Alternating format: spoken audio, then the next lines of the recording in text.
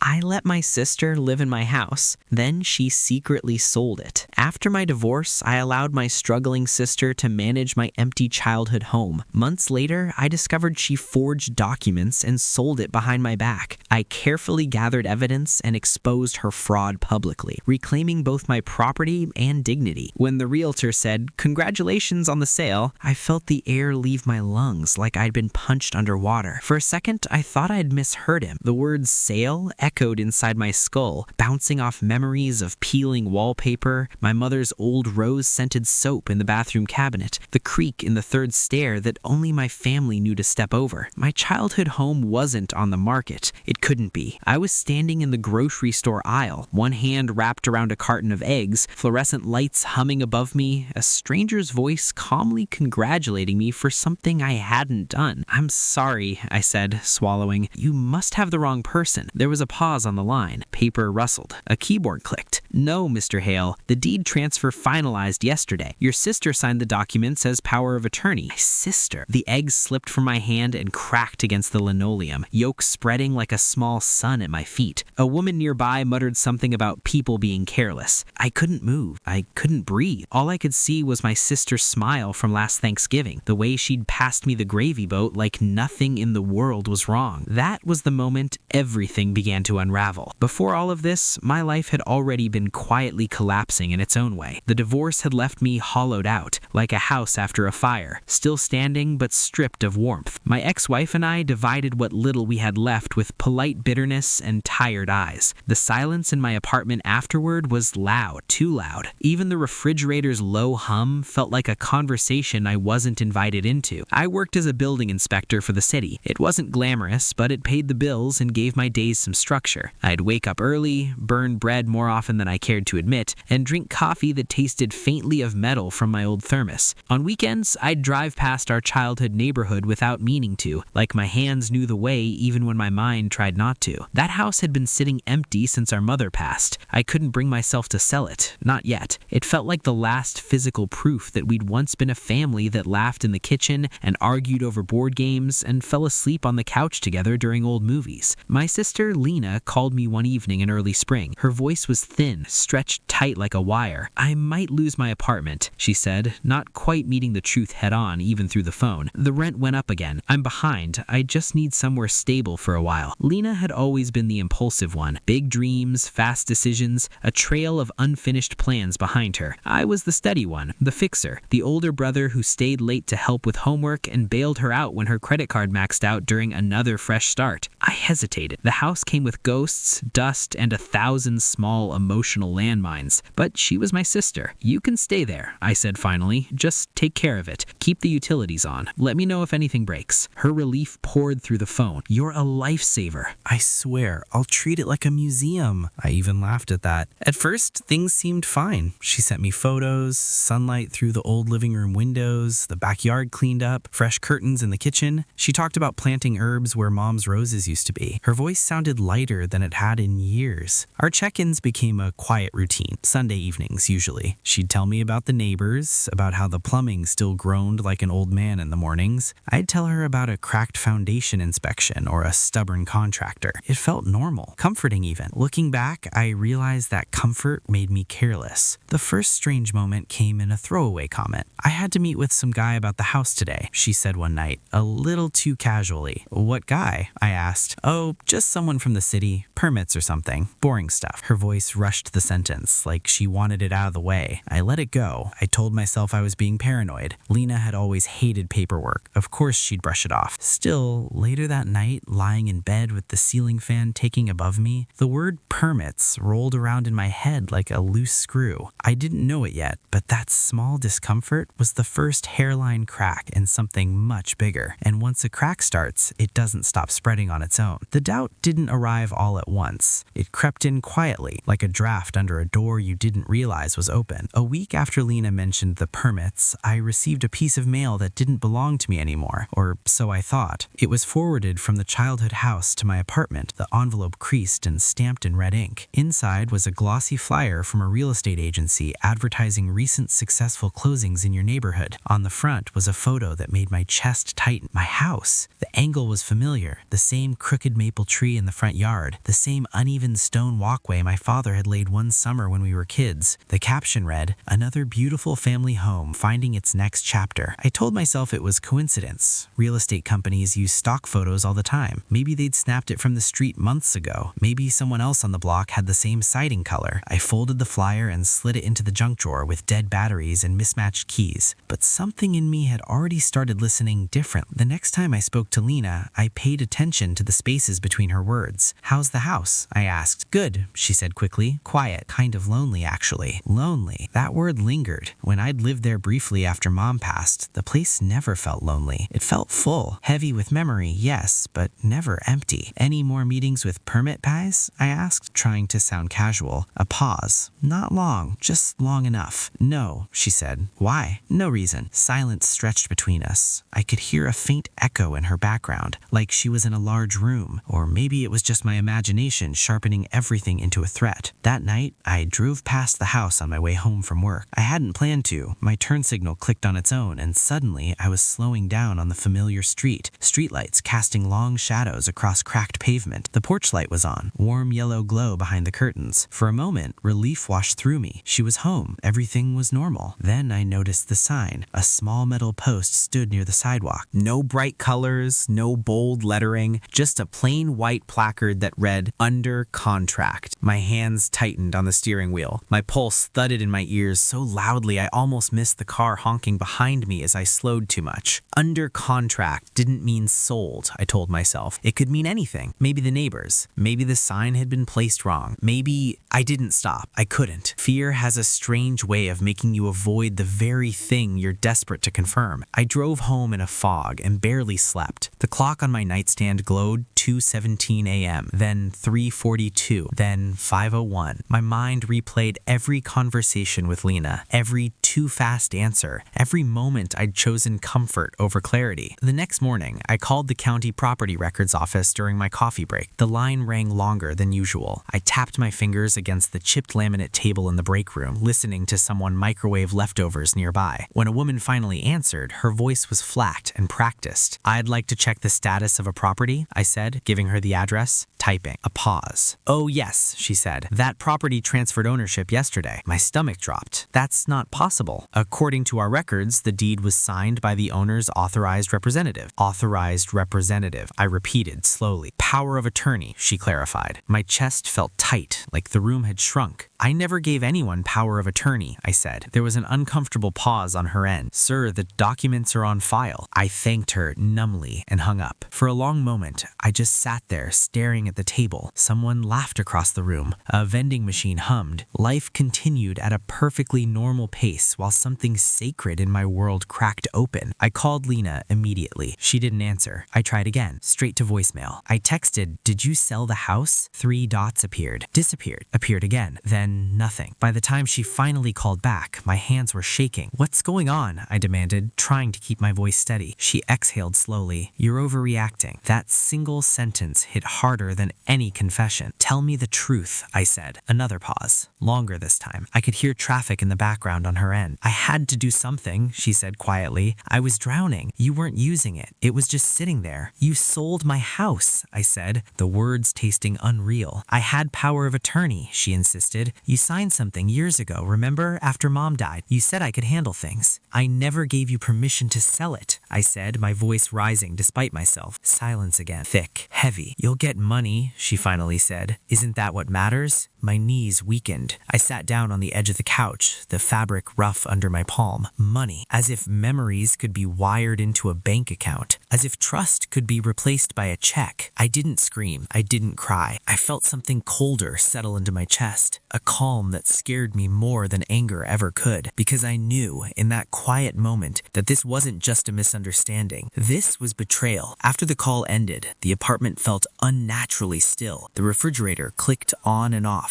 A car passed outside, tires hissing against damp pavement, ordinary sounds in a world that suddenly felt unfamiliar, like I'd had stepped into someone else's life without permission. I replayed Lena's words again and again. "You'll get money. Isn't that what matters?" I sat at the small kitchen table where my ex-wife and I used to drink wine on Fridays, staring at a faint ring stain she'd left behind years ago. My hands were steady now, almost eerily so. Shock has a way of numbing the body before the pain arrives. I opened my laptop and pulled up the county website. There it was in black and white, the deed transfer, my childhood address, a signature that looked like mine but wasn't. The letters leaned too far to the right. The loops were wrong. Someone had practiced copying my name, Lena. The realization didn't bring satisfaction. It brought a hollow ache, the kind that settles in your bones. I called a lawyer the next morning. An old colleague had recommended him after a zoning dispute years ago. His office smelled faintly of lemon cleaner and old paper. A small fountain burbled quietly in the corner. The sound meant to be calming, though it only amplified the tension buzzing in my chest. He adjusted his glasses and studied the documents I'd printed. "This looks like forgery," he said carefully. "And if you never granted power of attorney, that's fraud." "What can I do?" I asked. "You'll need evidence," he said. "Any prior documents, emails, texts, anything showing you never authorized this." I thought of our casual messages, the way she'd brushed off the permit question, the flyer, the sign in the yard. "I can get that," I said. Driving home, a strange clarity settled over me. I wasn't interested in revenge. I wanted the truth exposed. I wanted my name clean. I wanted the house back, not just the building, but what it represented. Boundaries, dignity, memory. I requested copies of the supposed power of attorney from the county office. When they arrived, the paper felt heavier than it should have in my hands. The document was dated 3 years earlier, shortly after our mother's funeral. My signature was there, but I remembered that week vividly, how numb I'd been, how Lena had handled most of the arrangements while I barely functioned. I remembered signing condolence cards, insurance forms, funeral home paperwork. Not this. The ink on the scanned copy looked darker where the signature sat, slightly misaligned from the rest of the text. The notary stamp was blurry, sloppy. I zoomed in until the pixels broke apart. The lawyer nodded when I showed him. "This won't hold up under scrutiny." I started gathering everything: phone records, text messages, the forwarded real estate flyer, photos of the under contract sign. I went back and took one early morning when the street was empty and quiet, dew still clinging to the grass. The house looked smaller than I remembered, or maybe I'd grown heavier with time. I didn't go inside. Lena called me twice that week. I didn't answer, not out of spite, but because I needed space to think without her voice bending reality the way it always had when we were kids. She'd always been good at reframing things until you questioned your own memory. One night she showed up at my apartment unannounced. I heard the knock while brushing my teeth, 3 sharp raps, insistent. My reflections stared back at me in the mirror, toothpaste foam in the corner of my mouth, eyes tired and older than I felt. When I opened the door, she stood there in a wrinkled jacket, hair pulled into a rushed ponytail. She looked smaller than I remembered, nervous. "You're ignoring me," she said. "I'm protecting my sanity," I replied. She stepped inside without waiting for permission. The familiar scent of her vanilla shampoo followed her in, a smell that suddenly felt intrusive. "You don't understand what I was going through," she said, pacing. "I was months behind. Creditors were calling. I couldn't sleep." "So you stole from me?" I asked quietly. Her shoulders stiffened. "I borrowed. I was going to tell you." "When?" I asked. She didn't answer. "I trusted you," I said. "I gave you a home when you had nowhere to go." Her eyes glistened. "You always had everything together. You don't know what it's like to feel like you're drowning." The irony nearly made me laugh. My marriage had collapsed. My life felt like scattered pieces I was still learning to hold. But I didn't say that. Instead, I said, "You forged my signature." She looked away. That was all the confirmation I needed. "I'm taking this to court," I said. Her head snapped up. "You wouldn't." "I already have a lawyer." Her face changed then, fear replacing defensiveness. "You'll ruin me." I felt a pang of something old and painful, the instinct to protect her, to soften consequences. But that instinct had helped create this mess. "You ruined yourself," I said gently. "I'm just telling the truth." She left without another word. The door closed softly behind her, the click of the latch sounding louder than it should have. That night, I sat alone on the couch, lights off, city glow filtering through the blinds. I didn't feel victorious. I felt tired, sad, resolute, because the next step wasn't about punishment. It was about making the truth visible. The legal process moved slowly, like a heavy machine warming up after years of being idle. file. Paperwork stacked on my desk. Emails from the lawyer arrived in neat, clinical language that barely hinted at the emotional weight behind each line. But there was another layer to this story, one that didn't live in courtrooms or filing cabinets. The buyer. The house hadn't just been sold. A young couple had already moved in. I learned that through a neighbor who recognized my car when I finally stopped by one afternoon. Mrs. Alvarez still lived 2 houses down. She'd always kept wind chimes on her porch, their soft clinking sound floating through summer evenings like a gentle lullaby. "Oh my goodness," she said when she saw me, her hand flying to her chest. "I didn't realize you weren't the one who sold it." "I didn't," I said quietly. Her eyes widened. "That poor young couple. They're so excited. First home. They've been painting the nursery." The word nursery landed heavily. That night I couldn't sleep. My anger at Lena tangled with a new ache. Innocent people had been pulled into this mess. People who had nothing to do with our broken family dynamics or misplaced trust. My lawyer advised me to contact the buyers directly. "They deserve to know what's happening," he said. "It strengthens your case too." So I did. We met on the front porch of the house on a cloudy Saturday morning. The air smelled faintly of rain and fresh paint. The couple stood side by side, hands intertwined. They couldn't have been older than their late 20s. Nervous, hopeful, guarded. I introduced myself, watched their expressions shift from polite curiosity to confusion to alarm as I explained the situation. "You mean the seller didn't own the house?" the man asked slowly. "My sister did not have legal authority to sell it," I said carefully. The woman pressed a hand to her stomach unconsciously, protectively. "We put everything into this," she whispered. Guilt washed through me. "I'm so sorry. None of this is your fault." They didn't yell. They didn't accuse. They simply looked stunned. 2 people realizing the ground beneath them wasn't as solid as they'd believed. The lawyer handled the rest. Escrow froze. The transaction was flagged. The forged documents triggered an investigation. And then, inevitably, the truth began to ripple outward. Extended family found out first. An aunt called me late one evening, her voice trembling between anger and disbelief. "How could Lena do something like this?" she asked. "I don't know," I replied honestly. Family gatherings grew tense. Divided. Some relatives tried to soften it. She was desperate. She didn't mean harm. Others were quietly furious. Lena stopped answering most people's calls. The formal complaint went public record. Her name appeared in legal filings tied to fraud. It wasn't dramatic or loud. It was worse. Slow, official, undeniable. She lost her job within a month, not because anyone sought revenge, but because trust matters when you work in finance, and her employer didn't want their reputation tied to an investigation. I heard through mutual contacts that she'd moved into a smaller apartment across town, that she barely left the place, that the confidence she used to wear like armor cracked. I didn't celebrate any of it. The court hearing arrived quietly on an ordinary Tuesday morning. Gray skies, cold coffee. The courthouse smelled like old stone and disinfectant. Lena sat across the room from me. She didn't look at me. When the judge reviewed the evidence, the forged signature, the invalid power of attorney, the inconsistent notary, there was no drama, just facts. The sale was ruled invalid. Ownership reverted back to me. Restitution was ordered. Charges were pending. I exhaled for what felt like the first time in months. Outside the courthouse, Lena finally approached me. Her eyes were red, her voice small. "I never wanted to hurt you," she said. I looked at her, really looked. The sister who used to braid my shoelaces when I was little. The teenager who'd cried on my shoulder after her first heartbreak. The woman who had crossed a line she couldn't uncross. "I believe you," I said quietly. "But wanting something doesn't erase what we do." She nodded slowly, tears slipping down her cheeks. "I don't know how to fix this." "You can't," I said gently. "You can only decide who you're going to be next." We stood there in silence, the city moving around us, strangers passing with their own invisible burdens. I walked away without anger, without triumph, just acceptance. Because justice, I realized, doesn't always feel like victory. Sometimes it feels like a deep, steady quiet. The house felt different when I finally unlocked the front door again. Not haunted, not heavy, just waiting. Dust floated in thin beams of late afternoon sunlight, drifting lazily like they had nowhere else to be. The air carried the faint faint scent of old wood and lemon cleaner, the ghost of someone else's attempt to make it feel new. My footsteps echoed through the entryway, the familiar creak on the third stair greeting me like an old friend who hadn't forgotten our shared secret. I stood in the living room for a long moment, hands on my hips, breathing slowly. The silence wasn't empty anymore. It was peaceful, like the quiet after a storm finally passes. The young couple had already moved out by the time the court finalized everything. I wrote them a letter, a real one, on paper, apologizing again for what they'd endured. I included the contact information for legal assistance they might need moving forward. They wrote back weeks later, thanking me for being honest and humane when things could have turned ugly. I kept that letter tucked inside one of Mom's old cookbooks on the kitchen shelf. Small reminders of decency matter. I didn't rush into selling the house after that. I spent weekends cleaning it slowly, one room at a time, not as a project, but as a conversation with memory. I wiped fingerprints off door frames I'd once marked for height as a kid. I found a loose marble under the radiator, a faded grocery list in Mom's handwriting tucked behind a drawer. Each object felt like a quiet goodbye. Lena and I didn't speak for a long time. When we eventually did, it wasn't dramatic. She sent a simple message one evening. "I hope you're okay." I stared at the screen for several minutes before replying, "I am. I hope you're getting help." She responded with a heart emoji, nothing more. It wasn't forgiveness, not yet. It was acknowledgement, a thin bridge over a deep river. Maybe someday it would be stronger, maybe not. Some wounds change shape but never fully disappear, and that was okay. The real healing happened inside me. I realized how much of my life I'd spent trying to be the stable one, the responsible one, the one who smoothed things over so nobody else had to feel uncomfortable. That role had quietly taught me to minimize my own boundaries, to confuse kindness with self-erasure. This experience forced me to redraw those lines, not with anger, with clarity. I eventually did sell the house, not out of loss, but out of readiness. I walked through each room one last time before listing it, opened windows, let sunlight stretch across the floors, thanked the space silently for everything it had held. When the final papers were signed months later, I didn't feel hollow. I felt grounded. The money went toward paying off lingering debts from the divorce and starting a small savings fund that made the future feel less fragile. More importantly, I felt like myself again, stronger, quieter, more honest. Sometimes, late at night, I still think about Lena, about how desperation can twist love into something unrecognizable, about how easily trust can blur into permission if we're not careful. I don't hate her. I also don't excuse what she did. Both truths can exist at once. What I learned is this: protecting your dignity isn't cruelty. Telling the truth isn't betrayal. Boundaries aren't walls. They're doors you choose when and how to open. If you're listening to this and you're standing at the edge of a hard choice, choosing between keeping peace and keeping yourself, I hope you remember that your story matters too. Your name matters. Your voice matters. Would you have done what I did? Tell me in the comments. And if stories like this help you reflect on your own life, consider subscribing or supporting the channel so more real stories can be shared.